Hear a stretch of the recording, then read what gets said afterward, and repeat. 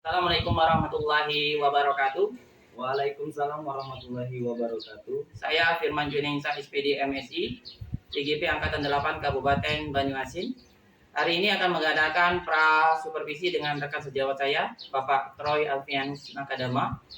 Saya akan menyampaikan beberapa pertanyaan agar supervisi kita di dalam kelas nantinya berjalan secara lancar. Yang pertama yang ingin saya tanyakan kepada Pak Troy, tujuan pembelajaran seperti apa yang akan Bapak capai di kelas nantinya? Oke, untuk pembelajaran pada materi yang saya terapkan, terdapat 4 tujuan yang akan dicapai, di mana yang pertama, peserta didik dapat mendefinisikan karya seni rupa berdasarkan eksistensinya. Yang kedua, peserta didik diharapkan dapat mengelompokkan karya seni rupa berdasarkan perkembangannya, baik secara tradisional, modern, maupun kontemporer. Yang ketiga, diharapkan peserta didik dapat menganalisis fungsi karya seni rupa dalam kehidupan manusia. Dan yang keempat, diharapkan peserta didik dapat memberikan contoh karya seni rupa berdasarkan perkembangannya, baik yang tradisional, modern, maupun kontemporer. Ya, sangat banyak berarti Pak Troy ya. Ya, ada ada 4 yang harus dicapai di pembelajaran di kelas nantinya. Pertanyaan yang kedua yang ingin saya tanyakan kepada Pak Troy, area pengembangan seperti apa yang Bapak ingin capai di kelas nantinya? Yang pasti untuk pembelajaran ini, area yang diharapkan adalah ketercapaian dalam pengetahuan. Karena dari 4 tujuan yang saya sampaikan tadi, nantinya diharapkan peserta didik dapat memberikan contoh dan dapat mengelompokkan apa-apa saja karya seni rupa berdasarkan perkembangannya, baik yang tradisional, kemudian yang modern, maupun yang kontemporer. Baik Pak Troy, berarti yang Bapak fokuskan itu di pengetahuan peserta didik ya, Pak Troy ya? Benar. Ya, jadi pertanyaan yang ketiga sekarang Pak Troy, strategi atau rancangan pembelajaran seperti apa yang akan Bapak terapkan di kelas nantinya? Yang pasti berdasarkan dengan kurikulum kita yang sekarang, pembelajaran yang akan diterapkan adalah pembelajaran yang berdiferensiasi, di mana nanti pembelajaran ini berlangsung sesuai dengan minat dan bakat dari peserta didik. Kemudian untuk model pembelajaran yang akan saya terapkan adalah pembelajaran problem based learning, di mana nanti pada pembelajaran peserta didik diharapkan dapat memecahkan suatu permasalahan yang diberikan berdasarkan LKPD yang diberikan oleh guru. Nah, di mana nanti dalam kegiatan penilaian berdasarkan LKPD ini diharapkan nanti peserta didik dapat kreatif, inovatif, kemudian mandiri dalam menyelesaikan tugas yang diberikan. Ya, berarti sangat sudah tersusun rapi Pak. Berarti strategi dan rancangannya sudah Bapak susun dengan baik. Semoga nanti di kelas nantinya dapat berjalan lancar seperti apa yang Bapak sebutkan tadi. Lalu kapan Pak pelaksanaannya kira-kira? Untuk pelaksanaan yang pasti materi ini, karena materi ini di kelas 10, pelaksanaan pembelajaran ini akan diterapkan di hari Selasa di kelas 10.2. Alhamdulillah, tadi dari beberapa pertanyaan yang saya sebutkan tadi, saya sudah mendapat gambaran dari apa yang akan Bapak laksanakan di kelas nantinya. Semoga kegiatan supervisi nantinya di hari apa tadi Pak? Di hari Selasa. Di hari Selasa dapat berjalan lancar. Jangan jadikan saya nanti masuk di dalam kelas itu menjadi tertekan untuk Bapak untuk melaksanakan pembelajaran di kelas nantinya. Saya ucapkan terima kasih kepada Pak Troy sudah dapat membantu saya dalam kegiatan supervisi ini. Wassalamualaikum warahmatullahi wabarakatuh. Waalaikumsalam warahmatullahi wabarakatuh. Assalamualaikum warahmatullahi wabarakatuh. Waalaikumsalam warahmatullahi wabarakatuh. Bagaimana kabarnya hari ini, Nak? Baik. Sehat? Sehat. Masih semangat ya untuk belajar? Oke, harus semangat dong. Oke, jadi sebelum kita masuk ke materi, hari ini Pak akan absen terlebih dahulu. Al-Hafiz, hadir Pak. Andika, Hadir Pak. Arif, Hadir Pak. Ariel, ada Ariel? Arya, Hadir Pak. Asifa, Bimo, Hadir Pak. Diki, Hadir Pak. Dirga, Hadir Pak. Efni Alfa juga. Elis Ekriyadi Junian Ada 2. Kurnia M. Agus Piro Meta Mili Muhammad Dama Ada 2. Muhammad Ilham Kopi Rahel Rahma Risma Wisnu Yusnidita Zaro.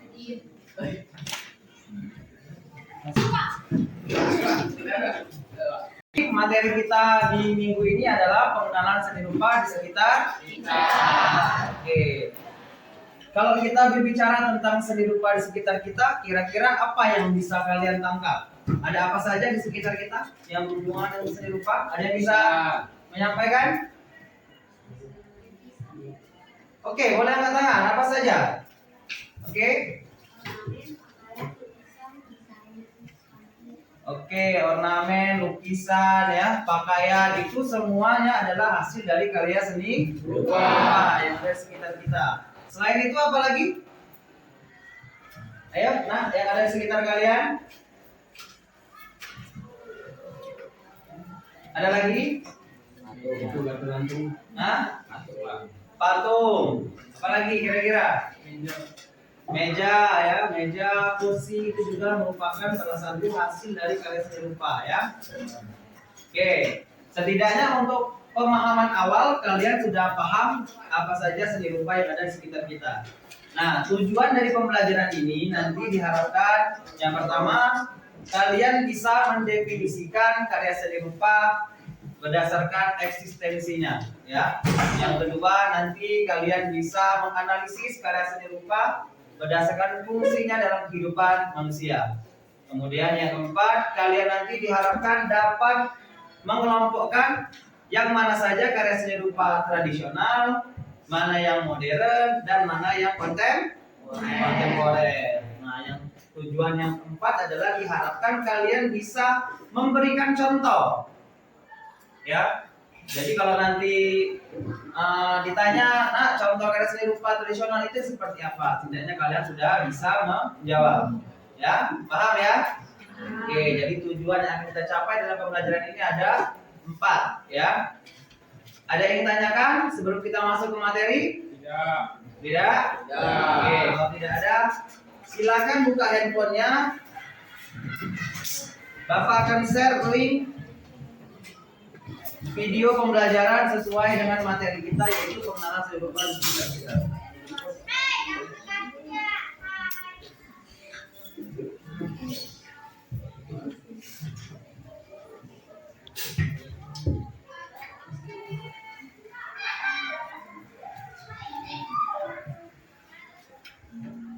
Bentar ya.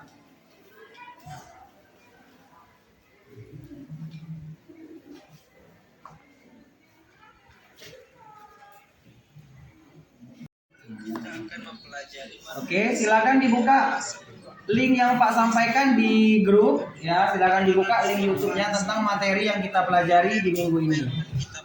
Ya. Definisi seni rupa. Yang kedua, fungsi seni rupa dalam kehidupan manusia. Yang ketiga, klasifikasi karya seni rupa berdasarkan waktu.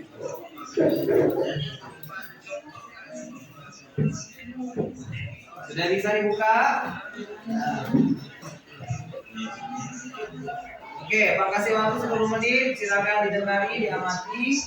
Nanti sudah ini akan kita bahas bersama-sama. Kemudian nanti ada tugas LKPD, ya, lembar kerja peserta didik berdasarkan materi yang sudah Bapak sampaikan, ya. Oke, silakan.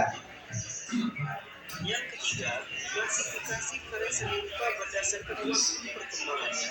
Dan yang keempat, contoh karya seni rupa berdasarkan waktu perkembangannya. Oke, sudah selesai nonton video pembelajarannya? Oke, setidaknya sudah ada beberapa hal yang harus bisa kalian tangkap dari video yang sudah Pak share ya. Kira-kira poin apa saja yang sudah kalian dapat dari memperhatikan video tadi? Rahel? Apa Rahel? Seni rupa adalah cabang seni yang membentuk karya seni dengan media yang bisa ditangkap mata dan dirasakan dengan rabaan. Oke, jadi karya seni rupa adalah karya yang bisa ditangkap oleh mata dan bisa dirasakan dengan rabaan. Oke, yang lain. Cindy mungkin. Ayo Cindy. Seni rupa dibagi menjadi 3, yaitu tradisional, modern, dan kontemporer. Oke, karya seni rupa dibagi menjadi 3, ada tradisional, ada modern dan kontemporer. Oke, itu berdasarkan perkembangannya ya. Nah, sekarang kira-kira contohnya siapa yang bisa? Ayo, boleh angkat tangan. Oke, boleh Arif, silakan Arif contohnya. Contoh seni rupa tradisional, ragam hias, terwaja yang diterapkan di kain katun. Seni rupa modern, lukisan pemandangan karya Wakidi. Oke. Dan seni rupa kontemporer, karya video art oleh Krishna Murti. Oke, terima kasih Arif. Nah, jadi kalau kita bicara contoh, kalau tradisional itu banyak ya.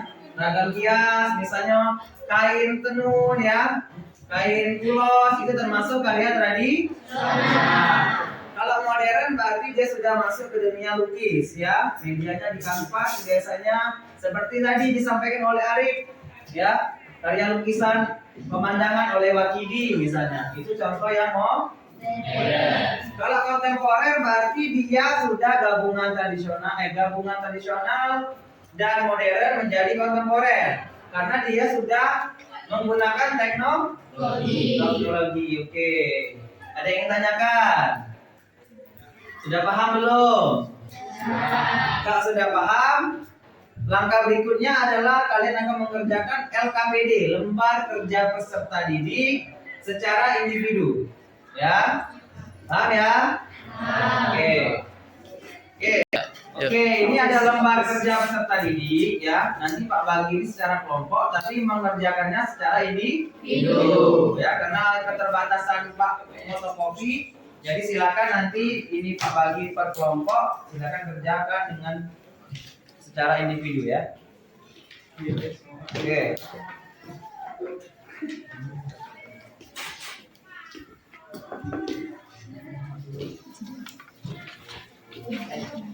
Oke, silakan diamati sesuai dengan hasil dari pengamatan kalian di video pembelajaran tadi.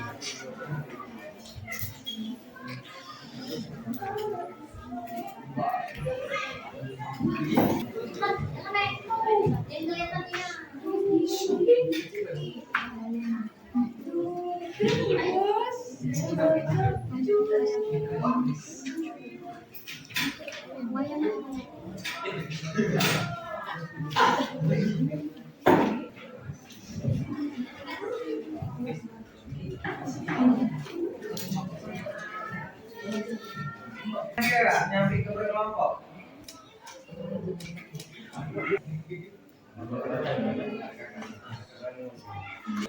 Oke, sudah selesai belum? Sudah ya. Oke, silakan dikumpulkan lagi tugasnya.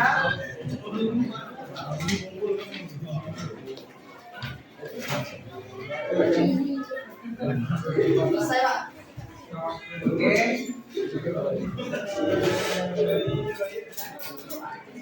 Oke, bagaimana pembelajaran kita hari ini? Kira-kira apa saja yang sudah kalian dapat? Siapa? Satu orang mungkin yang akan refleksi ke depan menyampaikan hasil dari pembelajaran kita hari ini. Ayo, boleh angkat tangan? Ayo. Menurut pengamatan saya, seni rupa adalah karya seni yang bisa ditangkap dengan mata dan dirasakan dengan rabaan. Dan yang kedua adalah seni rupa terbagi 3 macam, yaitu seni rupa tradisional, seni rupa modern, dan seni rupa kontemporer.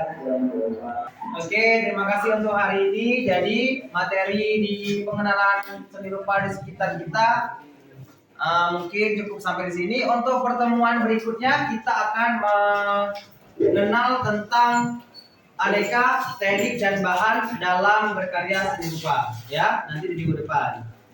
Oke, Pak akhiri. Wassalamualaikum warahmatullahi wabarakatuh.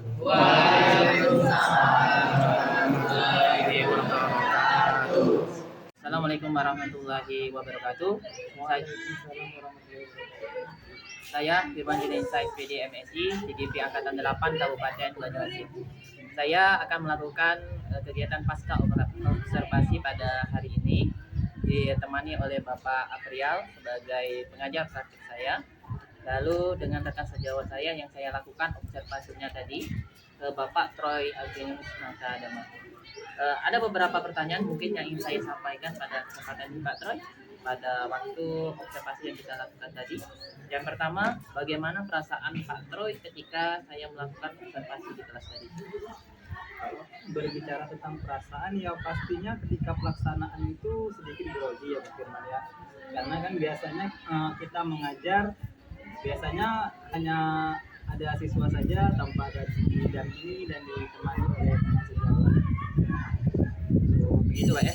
Jadi agak terasa gugup Pak ya, karena diamati oleh saya sebagai penuh supervisi. Mungkin pertanyaan yang kedua yang ingin saya tanyakan Pak Troy, mengulang kembali pra observasi yang kita lakukan kemarin.